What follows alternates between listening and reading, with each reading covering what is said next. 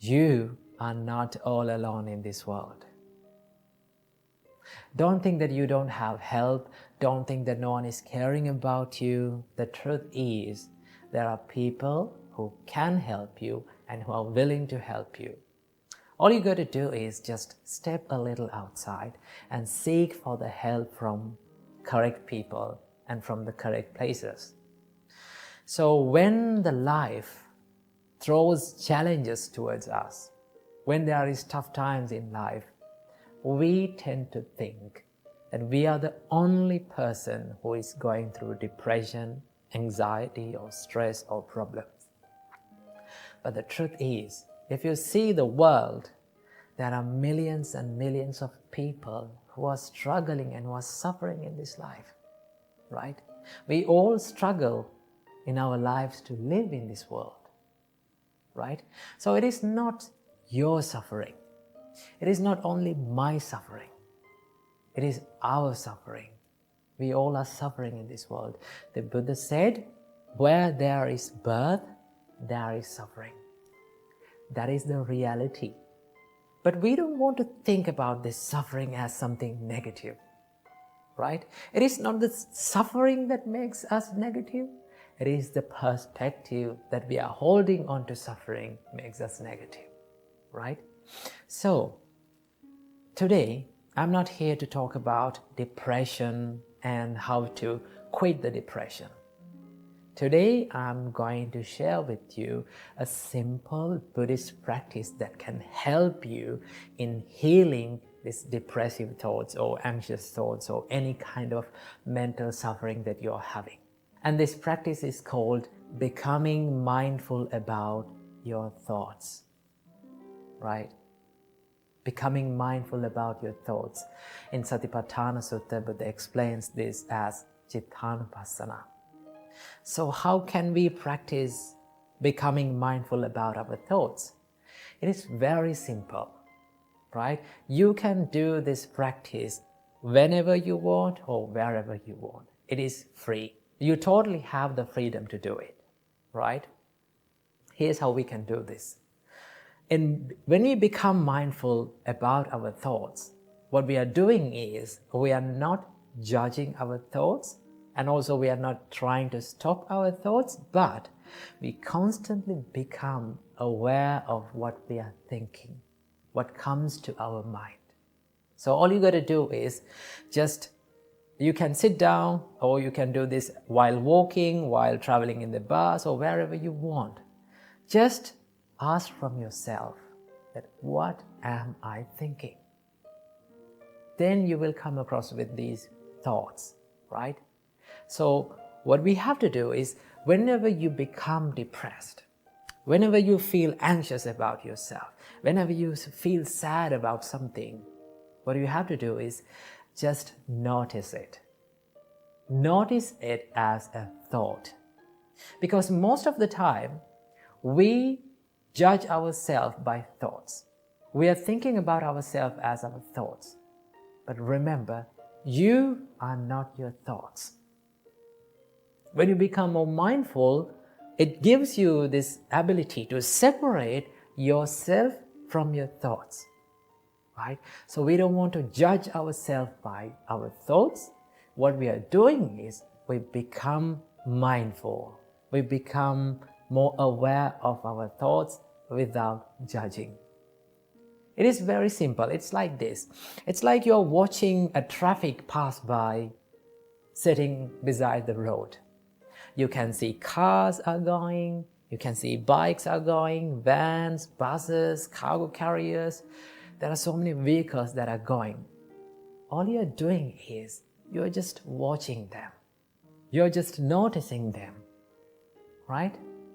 But most of the time what happens is we become more afraid about these vehicles and we try to jump into the middle of the road and we are trying to stop these things. Right? That is what you are doing. That is what we are doing when we become depressed or sad. When these sad and depressed thoughts haunt our mind, what we are doing is we are trying to fight it. We are trying to suppress them. We are trying to stop them. The more you try to stop these thoughts, it will come again and again. Remember that. So all you got to do is, we are not going to fight them, we are not going to stop them, we are noticing them, right? You can do this. Just ask this simple question from you: what am I thinking? Then you will find that, oh, my thoughts are depressed. It is not me that is depressed, my thoughts are depressed, right? So what is the nature of a thought? It will come and it will stay for a while in your mind and it will fade away. That is the nature of the thought. So it is just a thought. That means you are not the depression, you are not the anxiety, and you are not the stress. Remember, if you feel hopeless, if you feel that you are not good enough, don't believe what your mind always says. You are more capable than you think. You are more good than you think, right? So what is holding back us is this little frame that we are having inside our mind, that I am not good enough, I cannot do these things, I am not capable of doing these things, I am hopeless, no one is going to help me. If you change that mindset one day, remember, you can do better and you can do more than you think. So please, don't think that you are not good enough. I repeat again, that you are more capable of doing things more than you think, right? So believe in it and work for it. So if you are going through painful situations and if you are having painful memories about yourself, don't run away from them. Don't be afraid of them. Remember, pain is a part of growing, right? If you want to grow, sometimes you have to go through pain. Most of the time you have to go through pain. So if you practice these mindful exercises, and if you seek for the help, and if you do this proper medication for your mental suffering, then one day for sure you are going to be okay. You are going to be happy in your life. And this is the best part of recovering from these traumatic and painful situations. What is that? You can help someone who is in the same place as you were. You can say that, do these things, practice these things, think like this, because I know the pain that you are going through, because I was a person like you. But I am recovered now. You also can recover yourself. So you can inspire others and you can help others. And then you will find the real value of your life. So please do not think that you are not good enough. You're more than enough than you think. So remember these things and practice these things in your life. And I wish you all, may all of you find the real happiness in your life. From today's video, let's discuss about how can we deal with anxiety and what to do when our mind becomes anxious, right? We all know that how it is painful when our mind becomes anxious and when we become afraid of the things that will happen in the future, or when the mind creates all these scenarios in our head about the things that will happen in the future, right? So how can we deal with this state of mind? There are a few things that we can do, right? But most of the time, when we become anxious, what happens is we become panicked and we take decisions that may not be the correct decision to take. Okay, so today I'm going to be sharing with you few things and few advices that I have given and that helped me a lot personally to deal with this anxiety. So the first thing that you have to do is, first, you have to be aware of your mental state, right? If you're anxious, if you're afraid of something, the first thing is to be aware of it and to accept it, right? Most of the time, we pretend not to be anxious. We pretend not to be fearful about the future, and we try to reject that state of our mind. The more we reject, the more it persists in our mind. So that is why the first step is to acknowledge and accept your current state of your mind. If you're anxious, just say to yourself, okay, now my thoughts are in anxiety mode, right? My thoughts are anxious. I am fearing about certain things. Acceptance will help you to catch the thought and to be more aware of it. And also, when you accept it, it creates less pain, right? Acceptance is the first step of healing. So the first step is to accept your current mental state. And the second step is, this is amazing, once you understand the current state of your mind, what you have to do, the biggest advice that I have given about anxiety is do one thing at a time, right? Take one action at a time, right? We all know that when we have lot to do, right? When we have many jobs to do, what happens? We start thinking about everything, right? We started loading these thoughts into our mind every time, and we try to do all at once. But in reality, we can't do all at once, right? One thing that we can do is we can take one job, one action at a time and do that, right? So how to do this? First of all, to clarify your thoughts and to be clear about what you have to do and what you can do and cannot do, first, sit down in a quiet place, take a piece of paper and write down all the things that you are fearing about, and write down all the things about the current situation that you are in. And also, most importantly, you have to write down the things that are in your control and things that are out of your control. When you clarify these things, you can take actions upon the things that are under your control. So one thing that you can do is sit down, write down all the thoughts, write down current situation of your life, and write down all the things that are under your control and not under your control, so that you're very clear about what to do and what not to do, right? So when you clarify that and take one action, just one action, and what you have to do, just execute that action, right? Don't try to do all the things, just pick one action and do it at one. It's something like this, right? Something like you're grabbing a bunch of oranges, right?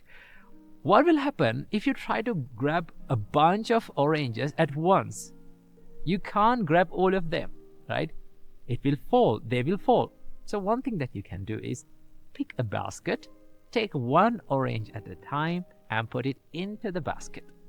In that way, you can grab many oranges. In the same way, when you clarify your thoughts and take one action at a time and execute it, then it will be clear in your mind and it will ease up your mental state.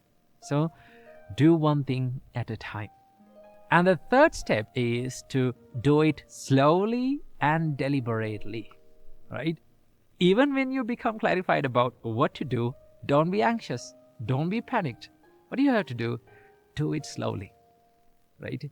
One thing that a lot of meditation masters teach is that when you're anxious, do something slowly, right? Slow down. When your body becomes slow down, your mind becomes slow down. That's the connection between the body and our mind. When our mind is slow, our body is slow. When our body is slow, our mind is slow. So do things, take that action and do it slowly and deliberately. Do it with proper consciousness, proper awareness and proper mindfulness. That's so that you feel what you're doing. Then you understand what you're doing, right? So in that way, you can ease up this anxiety. And the last thing that you have to do is do it completely, right? Complete the action. When we are anxious about certain things, what we do, we don't complete that action, right? We just hang over that problem or that task and we don't complete it, right? One thing that you have to do is do it completely, right? Complete your action, do it slowly, deliberately, and finally complete that action so that that step is finished, right? And then once you complete that action, what do you have to do? Take the next step and do it slowly, deliberately and completely. In that way, you can clarify what you have to do, and also you will get a good time to take good decisions. So this is a little way and a tiny practice that you can add to your life to ease up your pain of anxiety. And whenever you are anxious about certain things, try this and it will ease up your pain of anxiety. So keep this little advice in your mind and be happy. Namo Buddhaya. Namo Buddhaya. Welcome to today's video. Today, this special video is entirely dedicated to those who are studying. Now, one of the most frequent questions that I get asked in the comment section is, Bhante, I'm studying and my mind is distracting all the time, and how to focus on studying? Well, today, let's discuss about this distracting mind, okay? And also, I'm going to share with you a few tips where you can practice while you're studying to help to focus your mind on studying. So, without any further ado, let's get into these tips. Now, while you're studying, have you ever found yourself daydreaming? Right? Sometimes we sit down to study and we just turn our book on and we start to study, and after a few minutes, what happens to us? We just get distracted, right? We just start daydreaming. Trust me, when I was studying, when I was at home, before I became a monk, when I was studying, I used to daydream a lot, okay? I used to get distracted a lot. So, it is very difficult. I know it is very difficult and it's very hard to focus our mind to studies because we live in a world where there are many distractions. So what we can do about this distracting mind, and how can we focus on our mind on our studies? Well, there are certain things that you can do. And one of them is, the first thing that I want to share with you today is that I would like you to write down what you become distracted. Okay? This is something that you get heard rarely. Okay? So let's say like this. You're studying. Okay? And you turn over the book and you started studying. And sometimes the same thing happens. What is that? Daydreaming. Okay? It's okay. Let it happen. Okay? Once you know, and once you identify that you are daydreaming, and once you found yourself that you are daydreaming, what do you have to do?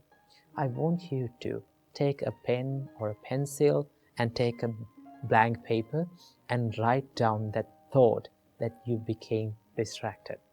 For an example, while you're studying, sometimes we used to think about foods a lot, okay? So what do you have to do? Write it down. I got distracted about thinking about biryani, okay? Something like that. Or sometimes we become distracted thinking about the past experiences, the things that happened in the past, okay? So what do you have to do? Write it down. Jot it down on a paper. Now, why should we do this? Because most of the time, we are not aware of what we are thinking. When we become distracted and when we daydream, we don't know what is going in our mind. We don't know what we are thinking. We just jump into that stream of thoughts and we just flow down. So what do you have to do? When you write that thought in a piece of paper, right? It's like you're identifying that thought, right? You code that thought and you identify, okay, this is what makes me distracted. This is what makes me unfocused on studies, okay? Then there's a physical thing that you can see, and you can see that it is physically that you are distracting, okay? So what do you have to do? Write down your distracting thoughts, okay? Then you have a good understanding. When you do this for a little while, what can you do is, and what can you find is, there's a pattern of distractions. That means we become distracted for few thoughts, and they are the thoughts that come again and again to our mind. So what do you have to do? Write it down. That is the first tip. Second tip, identify what makes you distracted and then be brave enough to remove all those distractions. There are triggers that makes us distracted. Let's say, for an example, our mobile phone. Okay? Let's say you're studying and there's the mobile phone on the desk. Each and every time it rings a notification, what do? We take our mobile phone and we check what it is. Okay? So a mobile phone is not distracting you. It is a trigger for your distraction.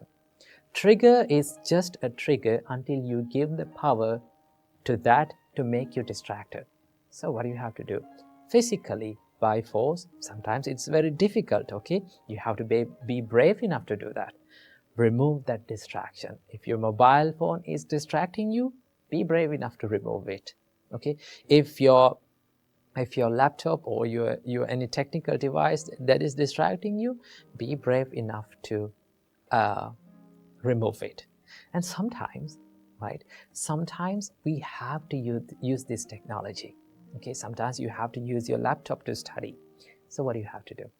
While you're doing it, be much more disciplined and much more aware of what you're thinking and what you're doing inside it. Okay, use it only for what you want. Okay, while studying. I'm not saying that other times you can use it in whatever way you want, but use it only for what you want while studying.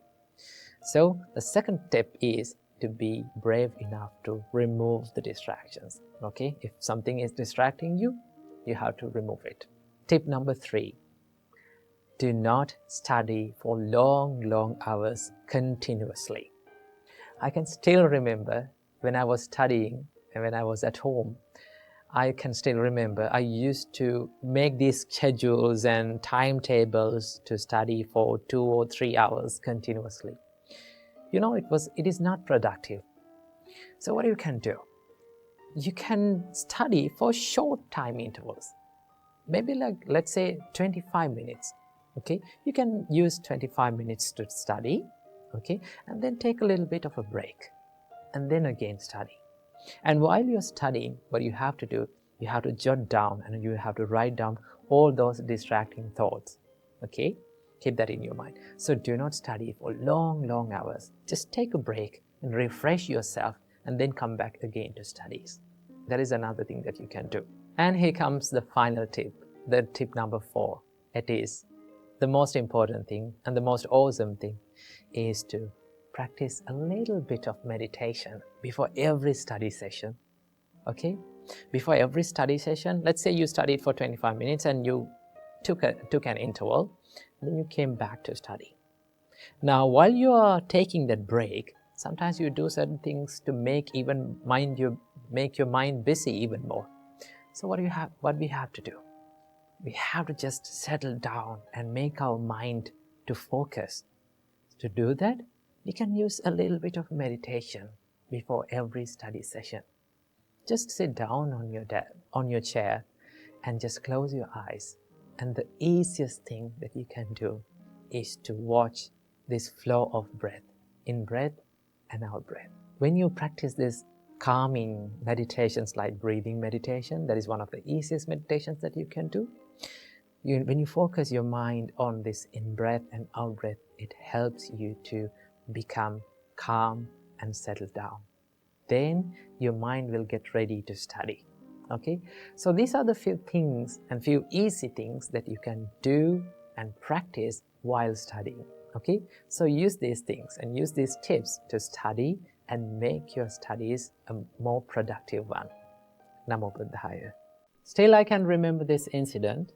When I was little, when I was at school, one of my teachers came to our noisy classroom and she asked from us, "Do you know why you have given 2 ears and 1 mouth?"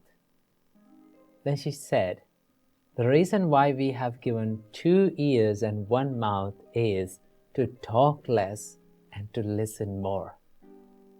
Ladies and gentlemen, when we deal with people, in our relationship life, in your family life, in your workspace, if you have this quality of active listening, that can help you in many ways. This quality can help you in many ways. Okay? Now, so many people come to our temple and they talk with the monks with their problems and about their family problems, the problems in the workspace.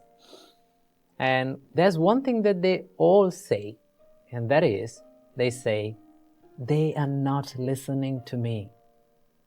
They are not willing to pay attention to me. They cannot understand me. That is one thing that they say.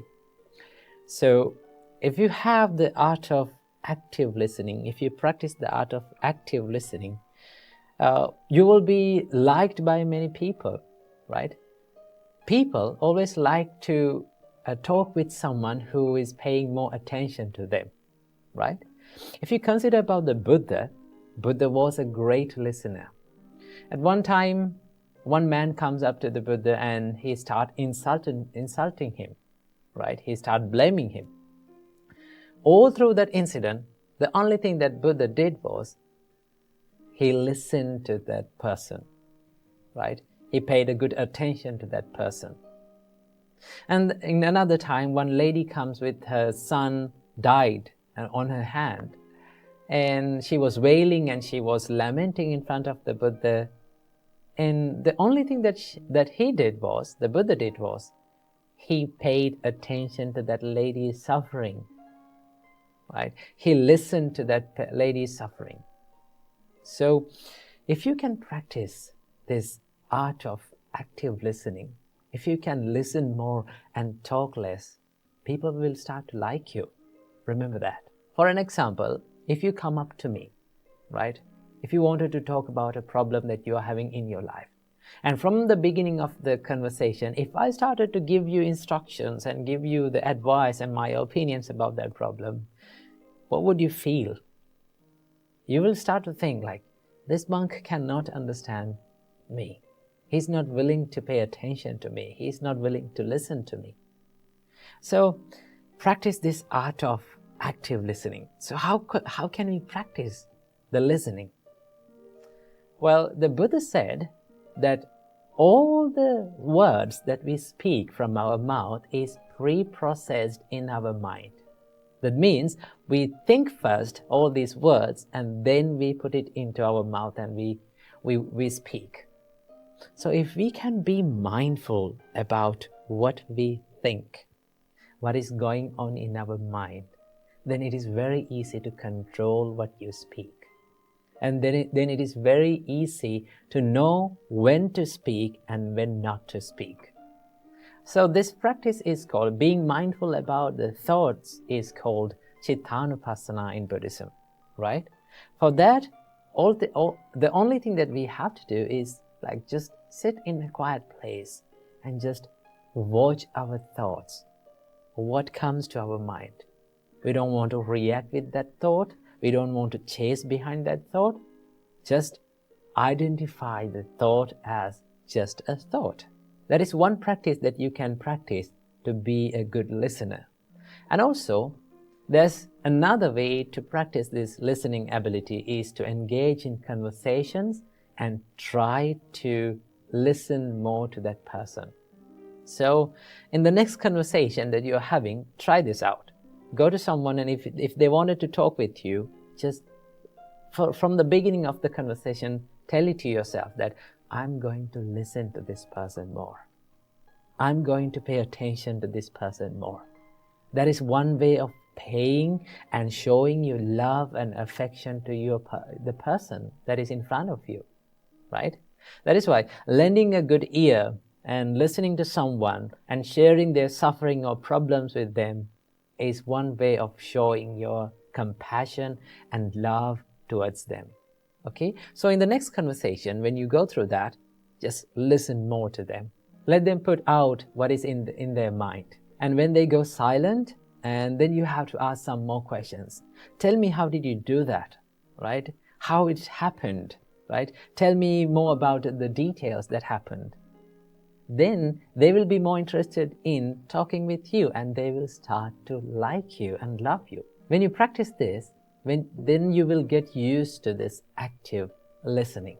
Okay? And also remember, do not listen to someone just to reply to them or just to give your opinion to them. Always listen to people to understand about their situation, to understand who the person behind these words, and to understand the intention behind these words. When you do that, then you will become an active and a good listener, and then you will be liked by many people. So that is all about the active listening. Be mindful about your thoughts and listen more than you talk. Keep that in your mind. I know it is very difficult to forget the past memories. I know it is very difficult to forgive yourself for the things that you have done in the past. But at the end of our life, at the end of our day, what we all need is nothing but just the peace in our mind. But in order to find that peace, we need to let go of that past memory, let go of that things that hurt us. But how? Is there a way to find that peacefulness within our mind? Well, let's discuss about it in this video. If you look at the past memories, I heard this nice quote about the past memories.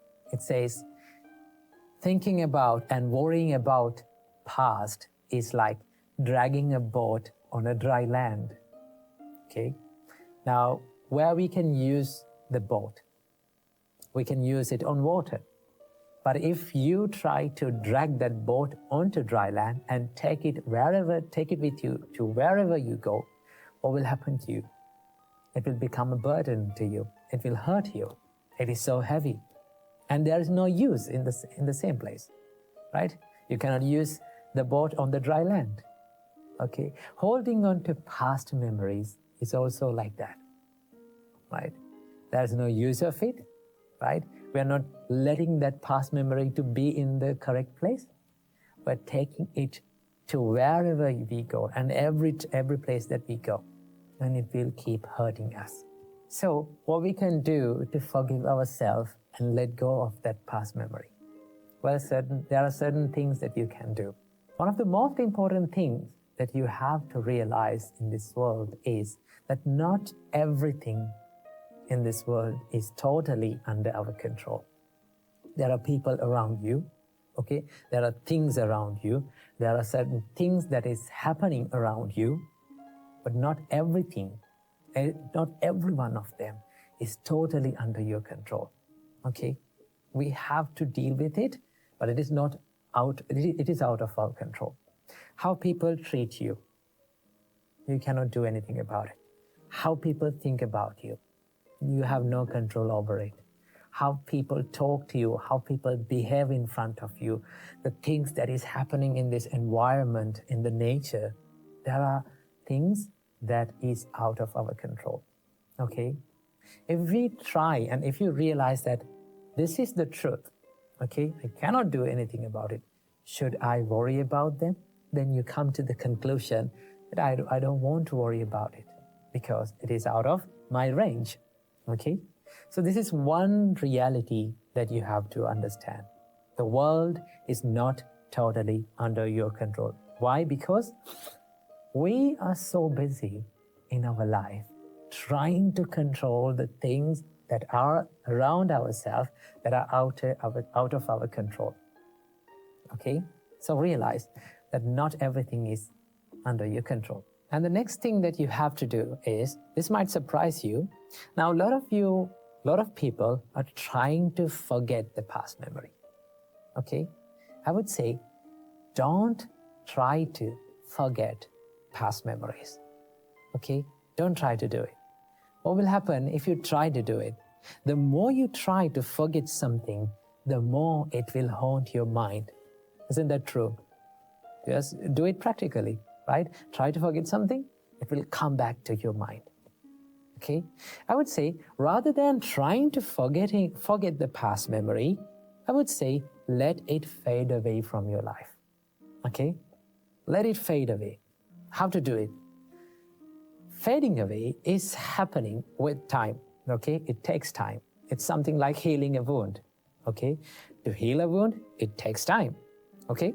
So what we have to do is, we have to give less attention to that memory. Okay? Now, most of the time, what happens in us is, when past memories haunt us, we give so much attention to it. We give so much awareness to it and think like, this is the biggest tragedy in my life. This is the biggest mistake that I have done in my life. Now my life is worse. Okay? The more we give attention to something, it will grow. That is the nature of the mind. The Buddha said, the more you give attention to something, these kind of thoughts come again and again to your mind.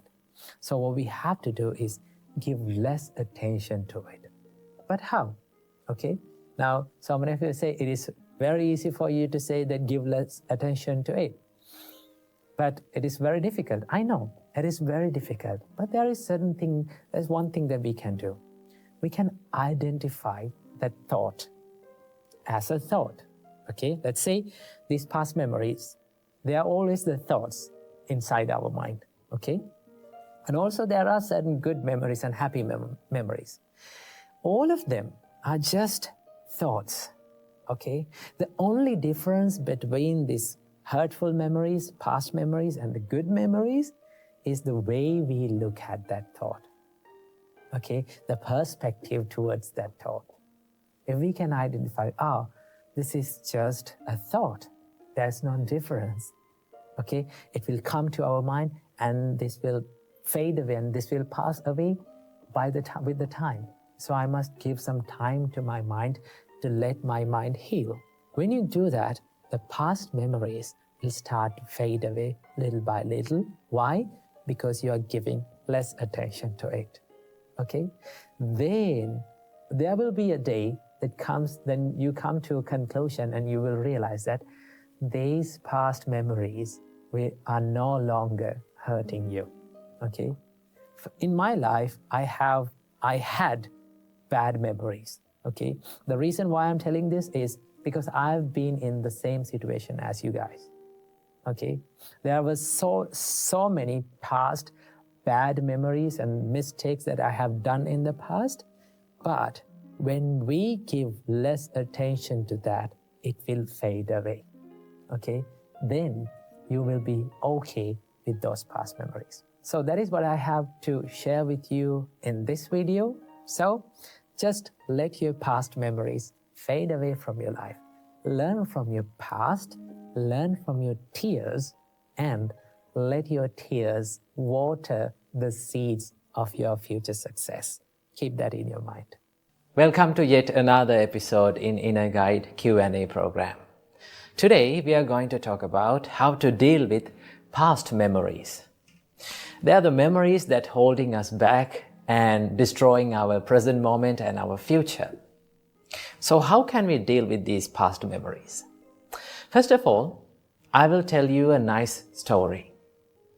In the Buddha's time, there was a murderer. Now, he wasn't just a murderer, he was a serial killer. He killed thousands and thousands of people. And do you know what he did to those dead people? He cut a finger from each one of them and he made a garland out of that fingers. And he wore that garland around his neck. So his name was Angulimala, the person who wears the garland of fingers. With the help of the great Supreme Buddha, he became an innocent person again.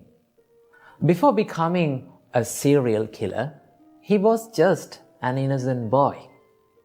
But with the bad companionship, he became a serial killer. So with the Buddha's help, he became an innocent person again, and he became a monk. After that, he realized the teachings of the Buddha and he became enlightened. The reason for his enlightenment was he did not let his past to define who he is, right?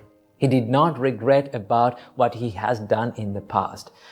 Instead, he focused on the present moment. The Buddha advised Angulimala, after becoming a monk, think of yourself as a newly born person, a new person, and do not let your past to define who you are. So he did meditations and he practiced the path of the Buddha and he became enlightened. So that was the little story. So what we can take from this little story? If you're holding onto the past and if you're letting your past to define who you are, right, you will never be the person that who you want to be. So remember, mistakes can happen by anyone. We make mistakes. That is why we are known as humans. Okay? So mistakes can happen. Even the good people make mistakes. That doesn't mean that they need to suffer and they need to regret about the things for the whole life. Right? We make mistakes, and what we have to do, we have to focus on the present moment. Think of yourself, now I have done a mistake in the past, but now what should I do to become a good person? When you think of that, you're focusing on the present moment. That is what you have to do.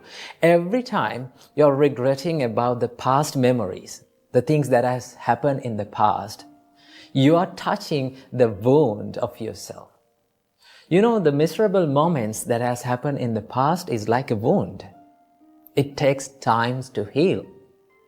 So if you keep on touching into that wound, it will never be healed. So what you have to do? Should you forget the past? Of course not. You should not forget the past, and you cannot forget the past. Remember, the more you try to forget the past, the more it will haunt your memories again and again. So what you have to do? You have to let your miserable and painful past memories to just fade away from your life, right? So to do that, you should not give much attention to the past miserable, painful memories, right?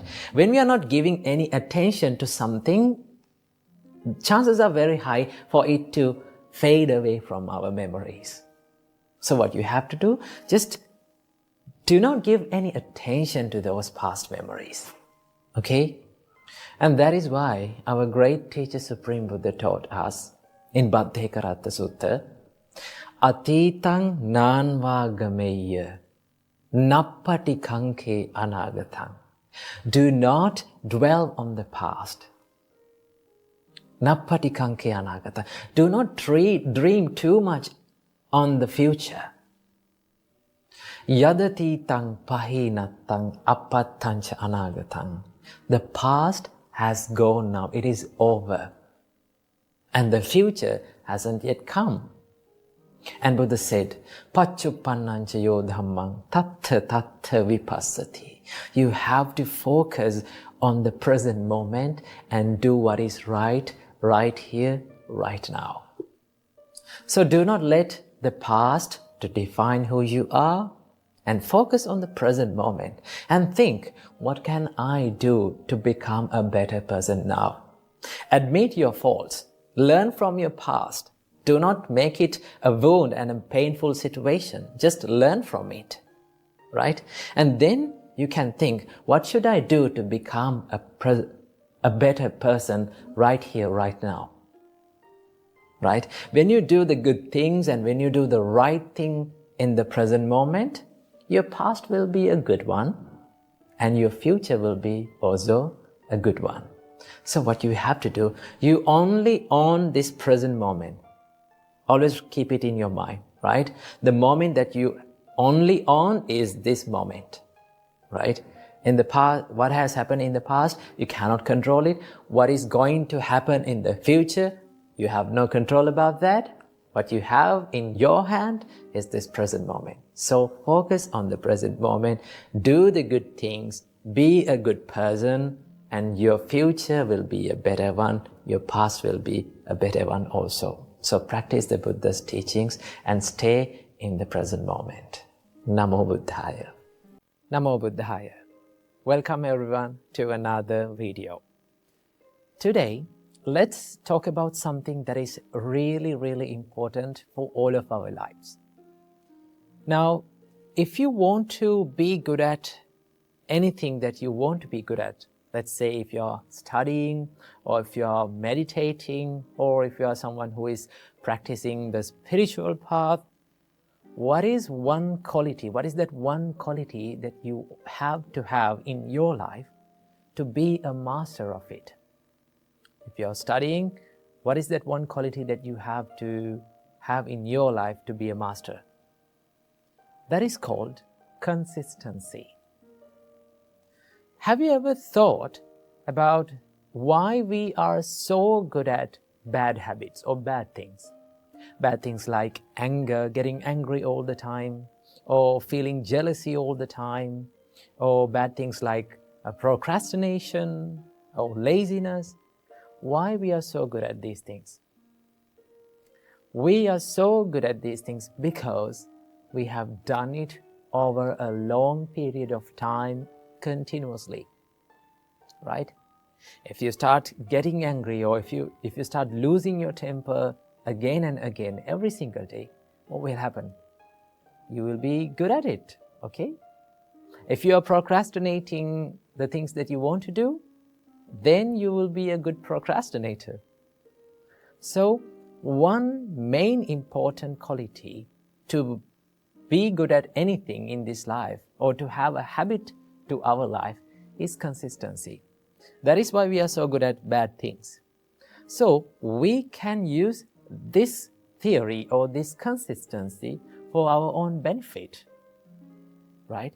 If you're someone who is studying, right, you have to do it every single day, again and again, repeatedly, even in the days where you don't feel like doing it, because that is the hardest part and that is the most important part. When you feel like not doing it, but if you keep doing it, if you keep moving forward, if you keep going through it, then you will be able to make a good habit of it. And once you become good at it, or once you make a habit in it, then it will be so easy for you.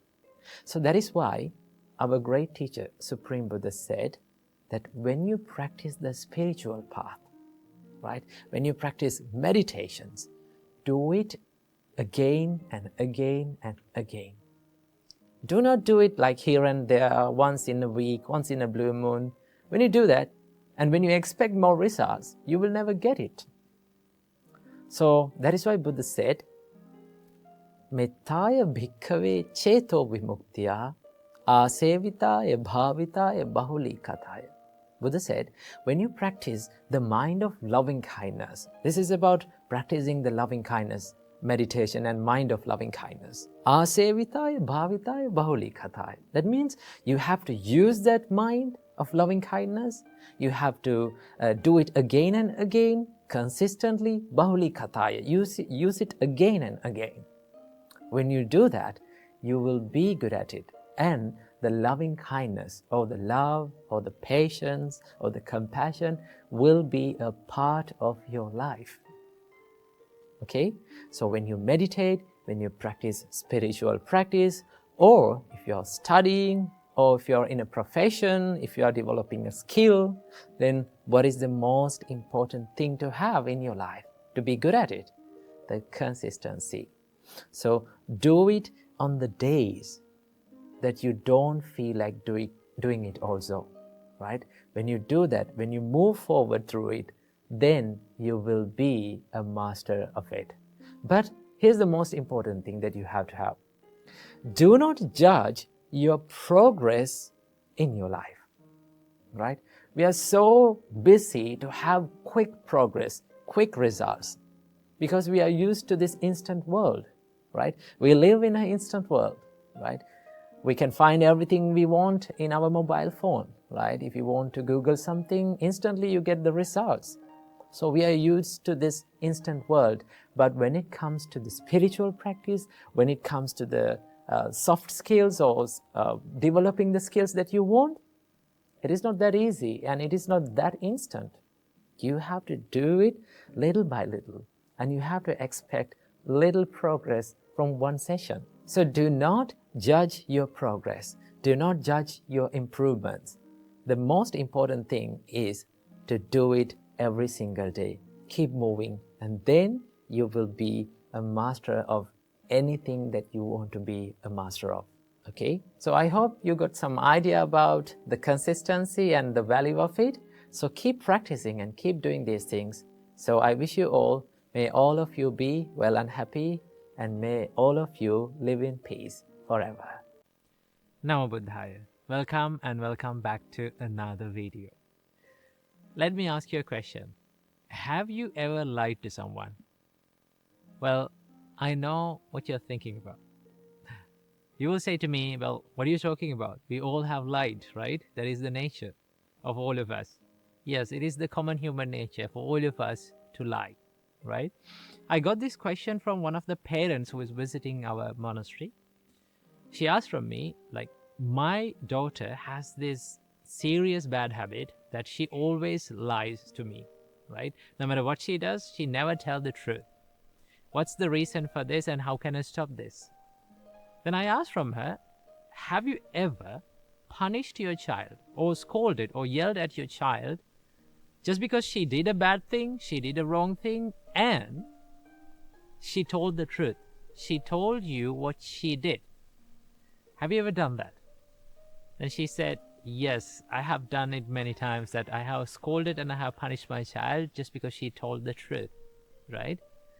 And I told her, this is the biggest reason why children lie. And this is the biggest reason that people lie, most of the time.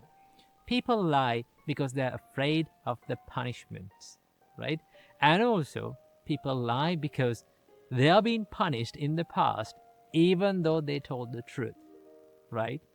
So that is why I always advise for parents and people. No matter people, who are the people who you're living with, they will do mistakes, they will do wrong things. That is the human nature, right? But make them understand, no matter what bad thing or what wrong thing you did, tell the truth. If you tell the truth, there will be no punishment, there will be no anger in it. If you tell the truth, there will be love, affection, guidance, and understanding. That is what we need to practice, right? People lie because they're afraid of being punished and being afraid of that hurt and pain. And also, one of the biggest reasons that people lie is because they're afraid of losing things. Okay, so if we can make an environment for people around us, for our loved ones, that there is this understanding, there is this love and care and guidance, so that they will always tell the truth to you, right? So I want to introduce you to this wonderful practice that we have in monks community, right? Because as monks, right, when we become monks, we get 227 precepts to practice, right? Sometimes these precepts are broken by ourselves, right?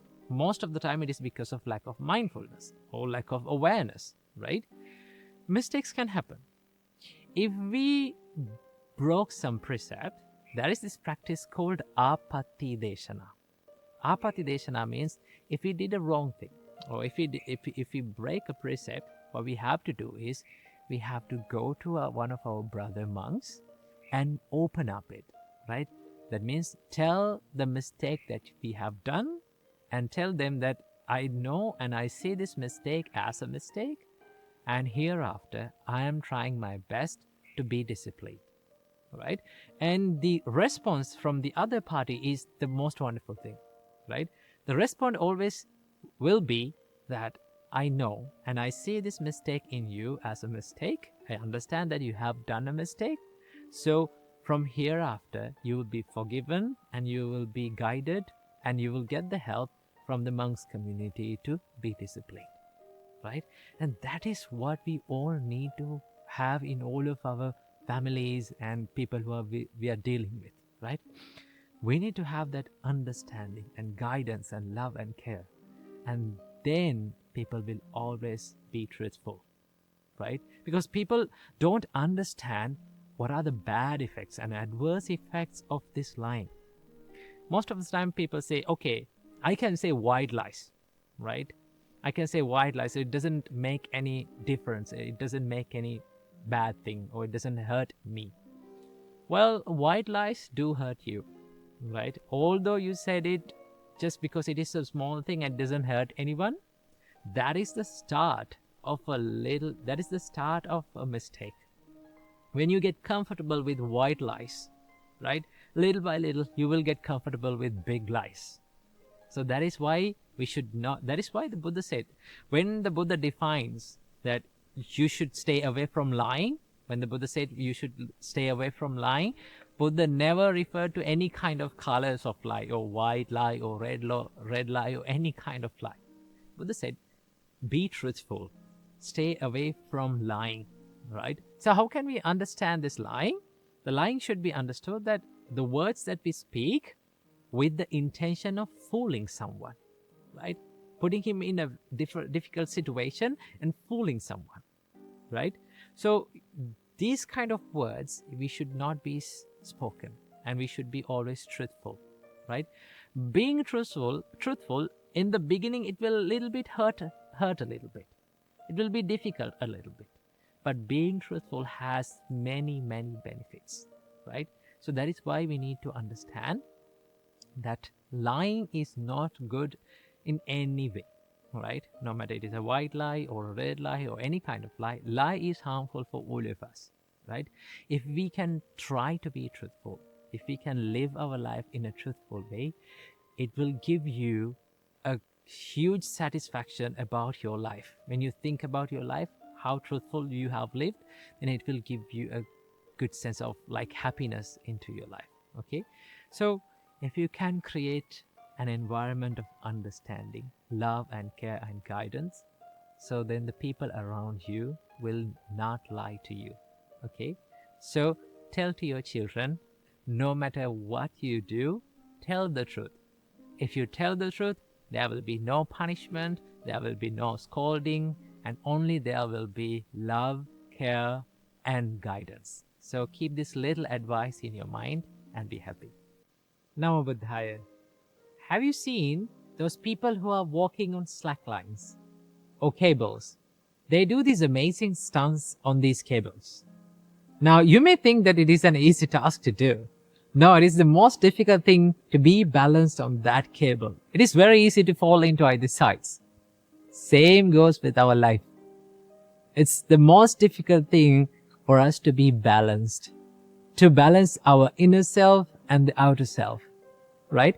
So from this video, I would like to talk with you about an important place, an important area of us to be balanced, right?